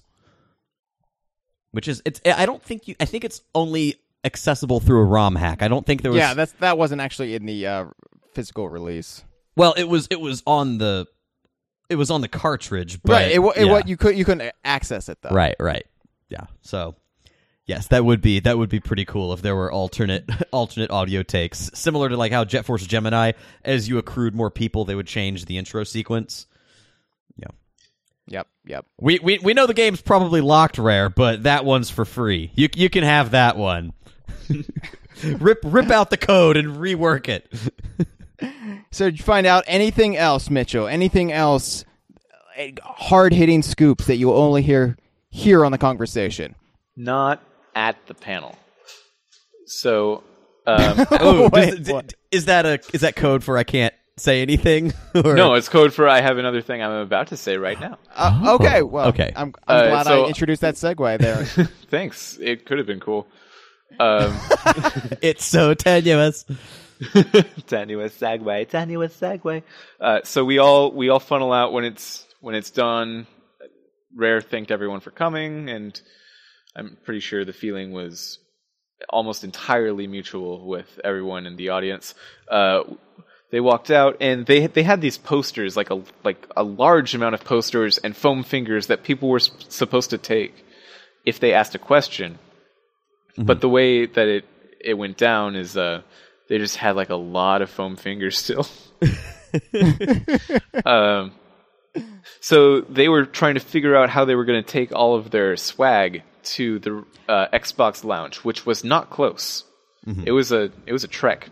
Oh, it was like in a Hilton next door to the convention center, right? Well, the convention center has a Marriott next door to it. Oh, okay. You need to walk past that and then get to a Hilton. Oh, all right. Yeah, so there's already a hotel directly in between this hotel and the convention center. Jeez. So it's a long ways. So I believe Craig Duncan, Louise O'Connor, and Adam Park, they wrapped up some of the boxes of posters. They went back. Then I was just kind of standing there with Greg Males and Ryan Stevenson and some other, like a lot of other rare people were just there, and I was just chilling with them. Yeah. Again, were there not a lot of people that stuck around? There were. So the girl who was majoring in video game design, she stuck around. Mm-hmm. Then one guy who didn't even see the panel recognized one of them, which I thought was pretty impressive. Yeah. Yeah. And then he was excited that he was talking with rare people. But I was pretty much the only person that really stuck around for a while from the panel, which is like, what are you guys doing? Do you really have something better to do right now? This is they're just standing. They're just standing right. Talking to people. You listen to them on a panel, but now you have direct one-on-one access with them. Is that not what you showed up to kind of have? Like what? Yeah. And they didn't. I guess they just didn't want to. So more Greg Males time for me. Mm-hmm. Speaking of, at this little session, I got some one-on-one with some rare people that there might be video of later. Again, oh, really? Foreshadowing. Did you ask any people questions about ursine mammals? I did, and they slapped me. I did not know those people. They were not rare. Oh, those weren't rare people. I also wasn't filming it. I was just genuinely curious. Right. It is a common line of questioning when you meet a new person. Yeah. Yeah, so Captain Bones is there. I talked with him for a while. Oh, cool. How is he in person? Well, he didn't seem to like me that much. Okay. Well, like, it seemed like he was a little pissed off at the show. He refused to respond to questions, so maybe he was having a bad day. Yeah, you know that thing where like you'll ask a person a question and then they'll respond with complete silence and nothing else? Right. Yeah, he did that. It was cool. Okay. Did you take that as standoffish, or was it more like he was trying to let you know that he has sagacious wisdom that he can't impart? I just assume that he's on like a whole other level with me, either in terms of marijuana usage or in wisdom. He could just be so stoned that he doesn't know how to respond. Stoned? Why would you? I mean, I know you are in SoCal, and I guess they've essentially decriminalized there, or I don't know if it's full legal. Why would you go marijuana with Captain Bones' muteness? I'm curious what aura he gives off that would lead you to that particular narcotic. Probably the bones. Okay. Yeah, I mean, he doesn't have lungs, so I assume that he can smoke pretty much anything without any damage to them. Maybe he just takes that oil, the THC oil, and rubs it all over his skeleton. Could be. I imagine that happening. Yeah. Ryan in Stevenson, my fan fiction. Yeah. Yeah, I'm actually going to steal that for my fan fiction. So all right, it's yours. Yeah. Ryan, thank you so much. Mm-hmm. Ryan Stevenson was the guy that was kind of taking care of Captain Bones because his leg fell off again. Watching after him. Yeah. Like a doting mother. Well, he could get into trouble because his leg did fall off again. Oh my god, wait, the non-pegged leg? Yeah, the non-pegged leg. Oh, Jesus, okay. And I don't want to divorce ourselves from the canon of Captain Bones, but really quick, they have said, yeah, no, his bones fall off all the time.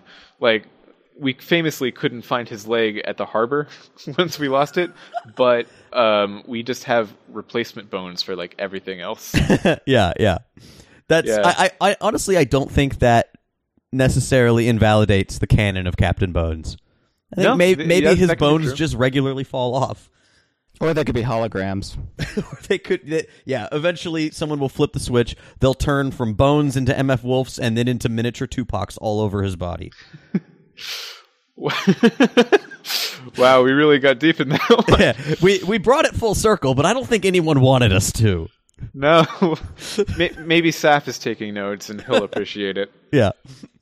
I would like to imagine Saf's like living space is just like the walls are covered in his scribbles trying to make sense of 16 years of DK Vine lore. It's like a beautiful mind, but the difference is that none of us actually exist. It's like that scene in The Aviator where he just has all those jars of pee in his room. Yeah, he's gone Howard Hughes. He's insane. Instead of the Tommy Westfall universe, it's actually just going to be the Saf universe where it's Burt Reynolds as God, imagining everything. Actually, every episode I really look forward to like if I see that the Kongversation forum thread has been updated and it was updated by Saf, like, oh my god, what did he? Because he always has like really insightful things to say. About the show. That's why he's one of my favorite posters. I mean, absolutely. Yeah. Oh yeah, same. So anyway, yeah, we bust him down because we love him. Yeah, we love you, Saf. I'm not one of you guys. I love you, and then also they love you. Yeah, Mitchell loves you independently of our DK Vine official love. Yeah, Mitchell is slowly sliding into the inner circle. We don't even realize it. This time next year, he'll own the site. Yeah, it's happened. It's like Fox turning into hardcore pornography. You're becoming a staff member so gradually we didn't even notice. Anything else from? You got one-on-one time. Big reveal here. Okay. So, do I need to be sitting down? I already said it on the forum, so probably not. Okay. I was talking about the Brothers Bear, not meaning that I did a video with him, just about the Brothers Bear with Greg Mayles. Ooh. And he said, I would need to see a list of them to remember them off the top of my head. So I showed him a list. Mm-hmm. He did not work on that game. So he did. He did not. So he was busy on Dream and ultimately Banjo, which is why there's a shocking lack of piracy in Donkey Kong Country 3. Sure, totally understandable. Just that's the preface for what he's about to say. Mm-hmm. He sees at the very bottom of the list on the Mario Wiki, which is just the first thing I could find on Google. Yeah. Bear and Banjo and Boggy. Oh no! Okay. So he goes, "Nah, this is wrong. They are not. They are not Brothers Bear at all. There's no relation." Wow. Are you telling me that the Mario Wiki has something marginally inaccurate? Not only is it marginally inaccurate, it was something that a lot of people have theorized about, and I think we can safely say we ruined their fun. Yeah. Well, we've had it falsely attributed to us, where people are like, "Well, that's DK Vine's thing. Banjo is a Brothers Bear," and we're like, "No, we never said that." Although we did at one point theorize before Banjo Tooie revealing the Isle of Hags was released that Spiral Mountain and Grunty's Lair was an offshoot of Razor Ridge from Donkey Kong Country 3. So maybe that's where people got it. I'm still fond of that myself, but that's a fun one.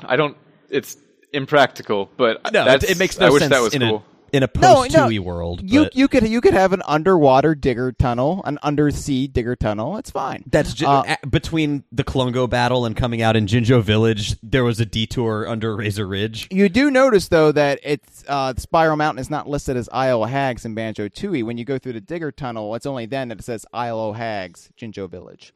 I don't know. I think that might be a technicality. I don't know. But that's what I thrive for, man. Maybe the Isle of Hags is just the political name of everything on the island that isn't Spiral Mountain. we wouldn't want to discuss politics here on the Kongversation. No, politics are the least classy subject that you can have on a Donkey Kong fan podcast.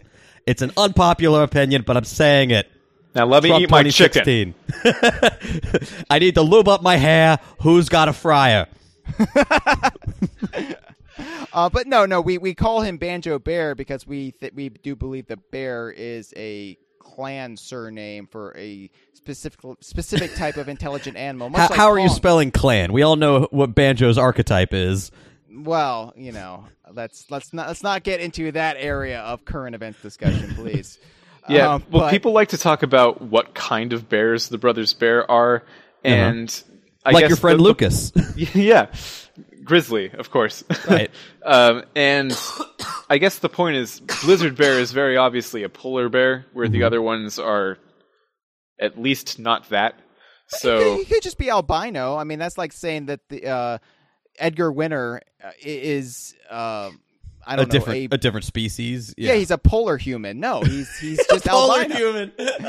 Yeah, he's just albino. That sounds like some Alex Jones conspiracy theory. There are these people devoid of pigment living at the poles. Yeah, that's actually what Jade Helm is about. They're coming down to claim the Southwest because they want a warmer climate. Right. So I think I've already gone too long, so let me just talk about we meant this to be a half hour. Sorry, Mitchell. You do know Iwata died this week, right? Yeah, I'm so bummed about that. It is really it's an incredibly sad thing. Very humbling to. And yet you're here talking about Comic-Con like nothing happened. We're ashamed in you, Mitchell. Is what we're trying to say.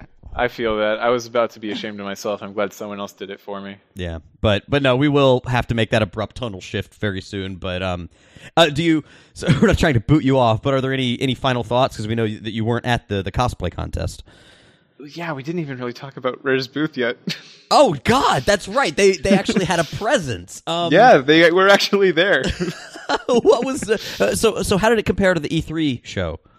So the E3 show there were 6 monitors, each of them with an Xbox One playing Rare Replay, and a Rash statue, and a big pile of swag, mostly foam fingers. Yeah, I saw that on Facebook they posted a picture of this impossibly tall tower of foam that there's no way that stood up for longer than it took to take the picture. Yeah, it's probably about accurate. I want to know how they got all those foam fingers like across the Atlantic, because surely that took up an entire plane. Well, you heard about the trouble they had getting it over to the Hilton. I think they made the San Diego Comic-Con rookie mistake of blowing their wheelbarrow budget on foam. Yeah. So Comic-Con, in contrast to that, they had 4 monitors, and it was an even smaller amount of area compared to the larger Xbox area than the Rare area was compared to the Xbox area at E3. So it was a smaller presence, but people lined up way further than they lined up to actually get into the Rare panel in order to buy the Replay art print and the Battletoads vinyl. So a lot of people were into that, of which I bought one.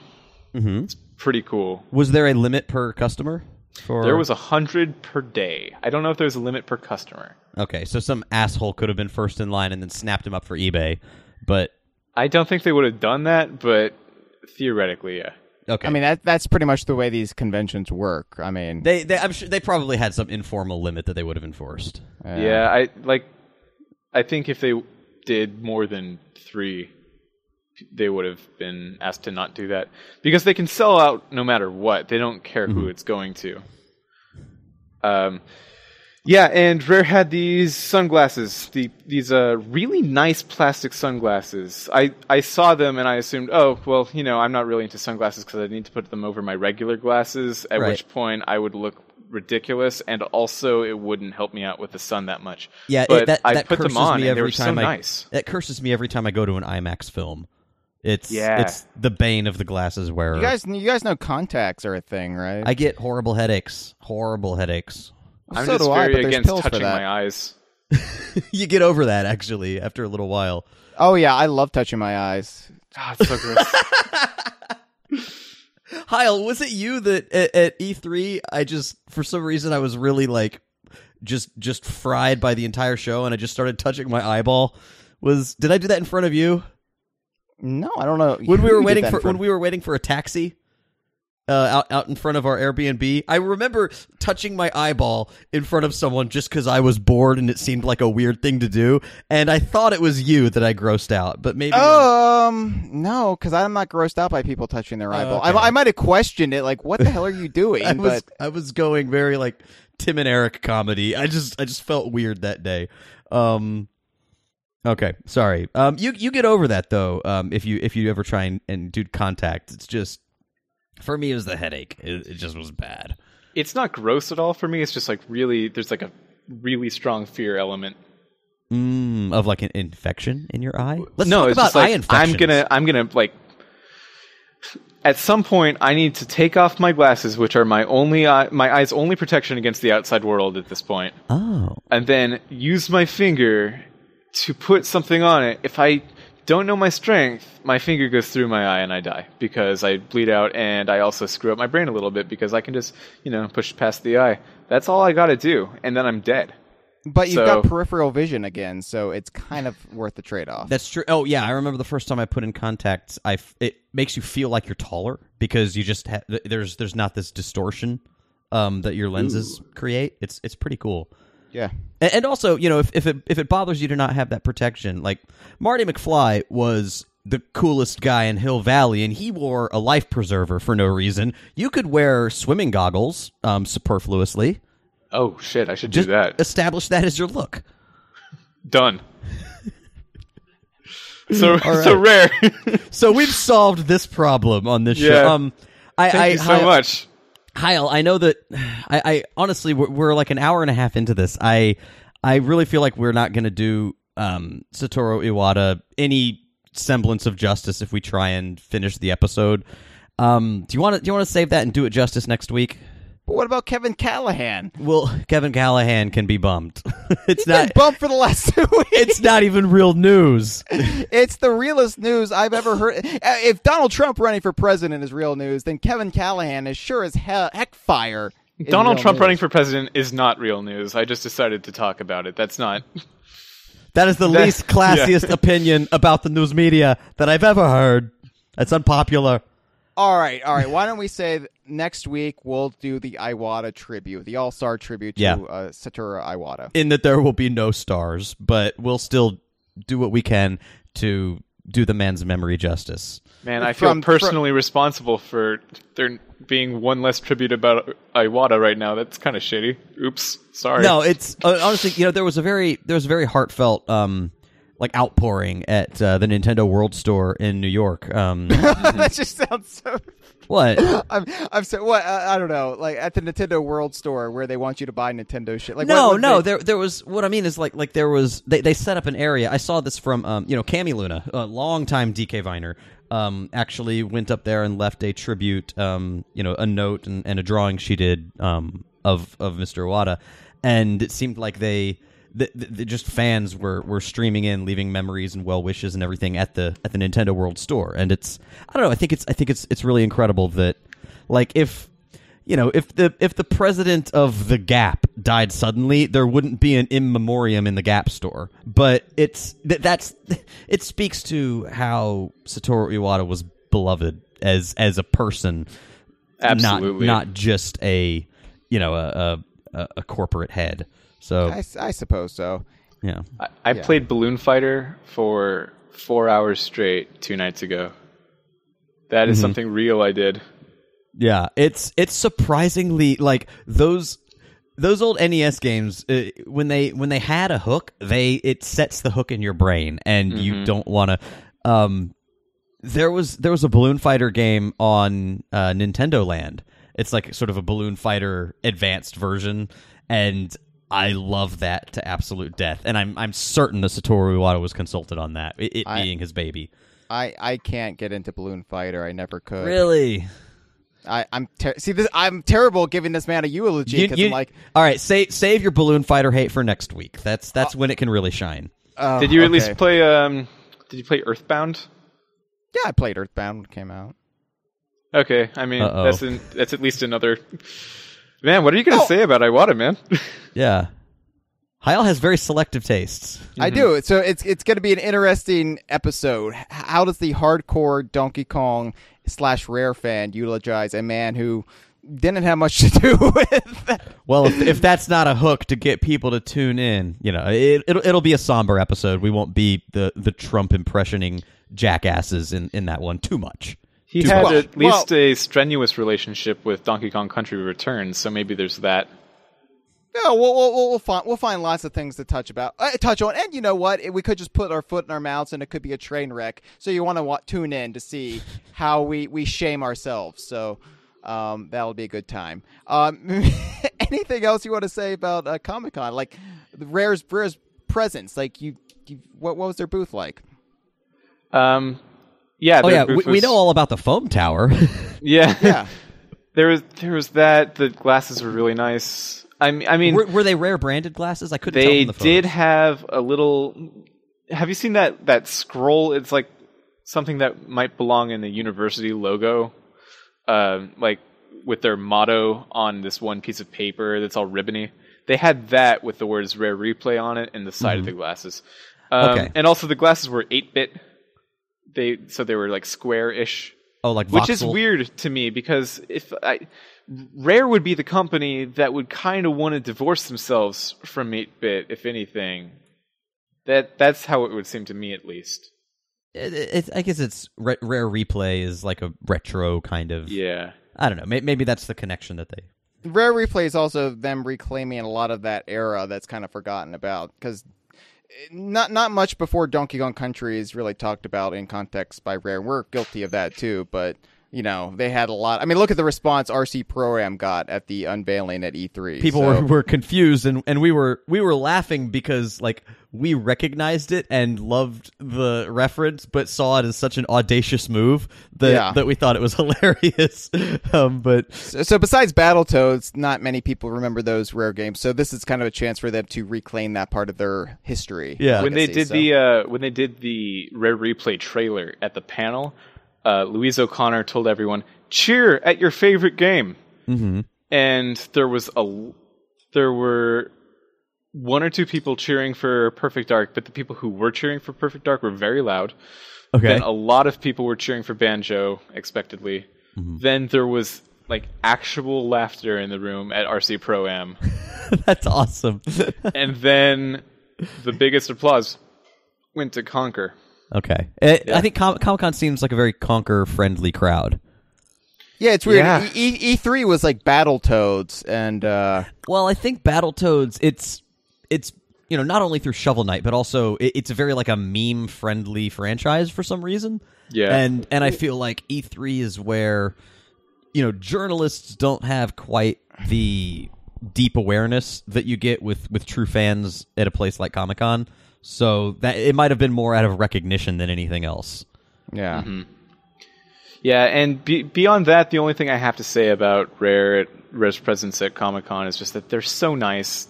Legitimately, none of them had anything other than positive things to say when I spoke to them. Yeah. When I was talking with Greg Mails as he left the room, I said, "Hey, I'm just a huge fan of your work," and he wanted to know which one of the games was my favorite. He wanted to know which one of the games like I cared about, and he wasn't just asking. What'd you tell him? Oh, Banjo-Tooie. Okay, Banjo-Tooie is my favorite. Yeah, easily from Rare Replay, or in general. It's my favorite game. Okay, awesome. Wow. Yeah, I would out of Rare Replay, I'd say I'd give it my vote as well, but overall, Donkey Kong Country 2. It's narrowly edged out by DKC 2. But of course. But I highly respect your choice. Honestly, I would pick Ghoulies over Tooie. Would you really? Yeah. Oh, Tooie is just so brilliantly designed. Well, I love Tooie, but this could be its own episode as well.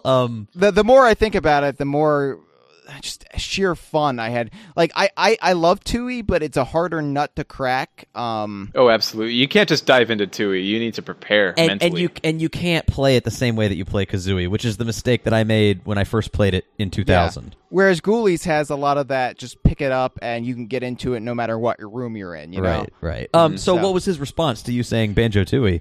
He says, and I love this, he said, yeah, I've been thinking about it. Tooie and Donkey Kong Country 2 aren't really talked about as much as the originals, but they are probably the better ones. And if you talk to Greg Mills, you would know how reserved he is. And for him to give that definitive of a statement on something is pretty crazy. Yeah. That was an important thing that he said. That he had thought about that phrase before.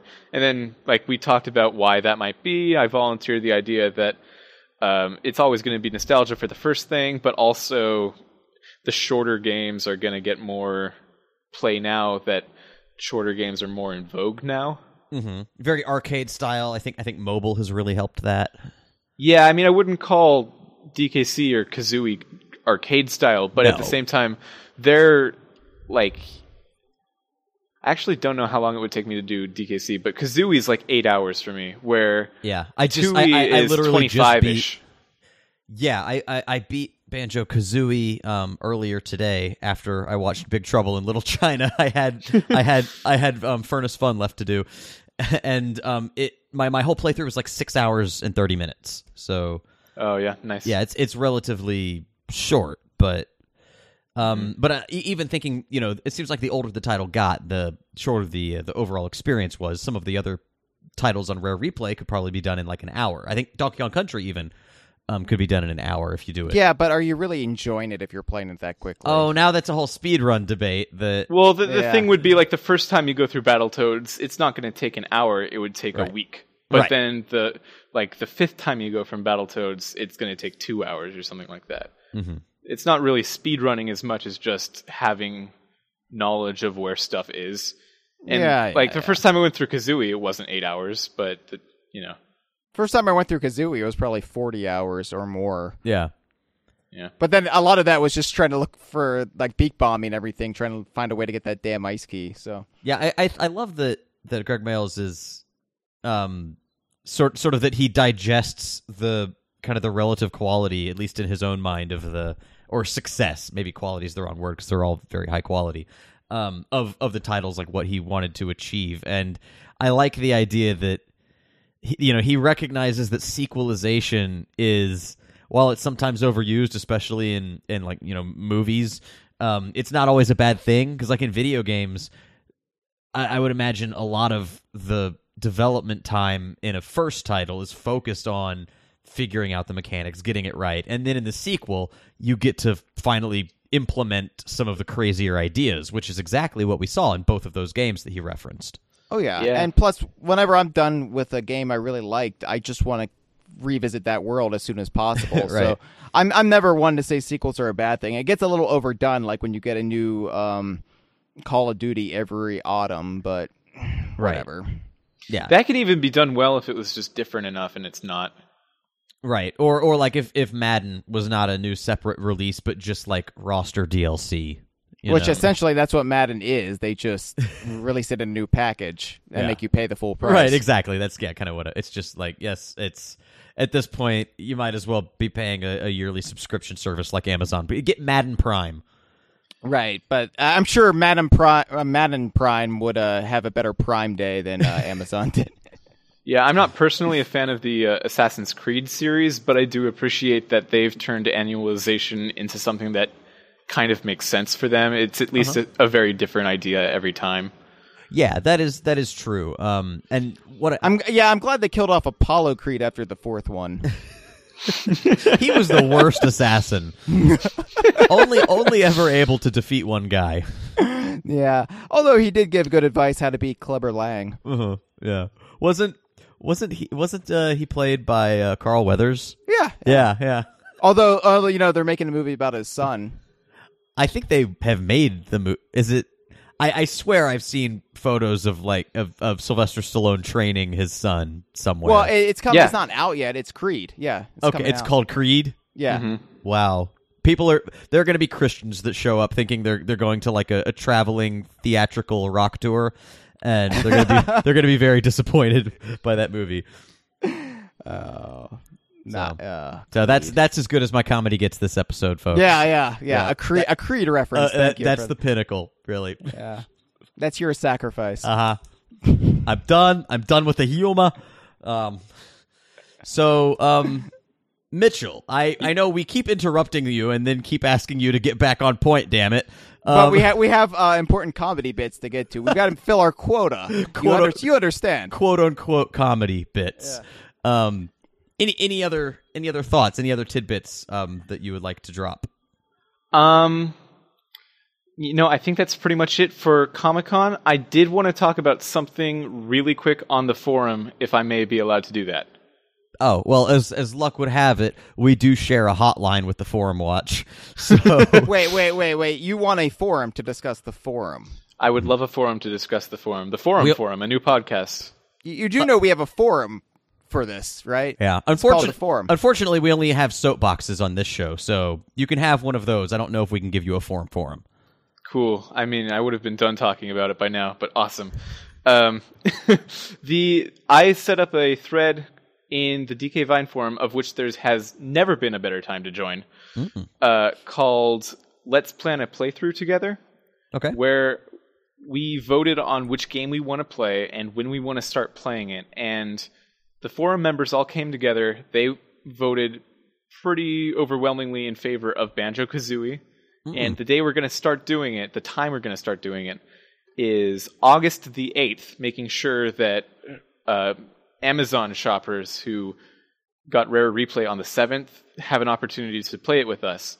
At 12:01 a.m., we're going to start playing Banjo-Kazooie all together, and I think it'll be a really fun thing that we're all going to do, and there will be prizes that I will supply.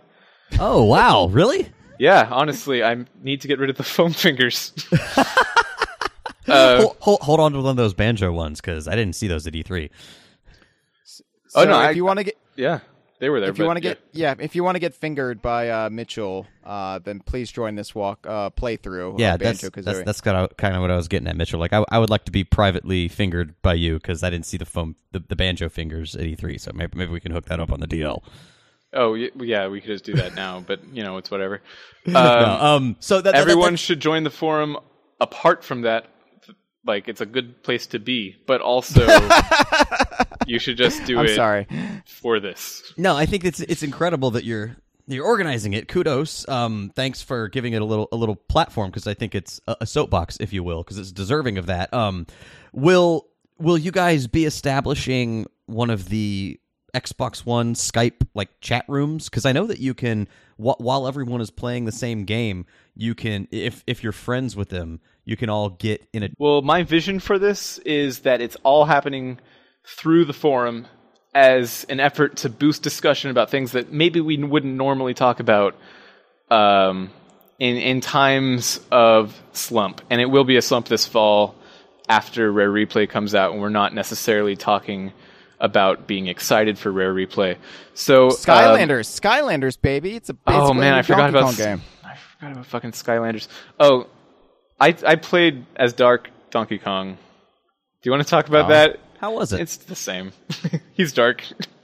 Diddy Kong, people were asking, does Diddy Kong go dark too? And he does. You see that, America? We're all the same, whether we're regular Donkey Kongs or dark Donkey Kongs. We're all the same.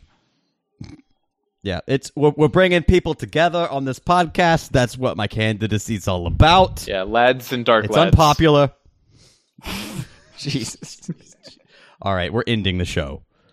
Permanently. This has been a File 2 production.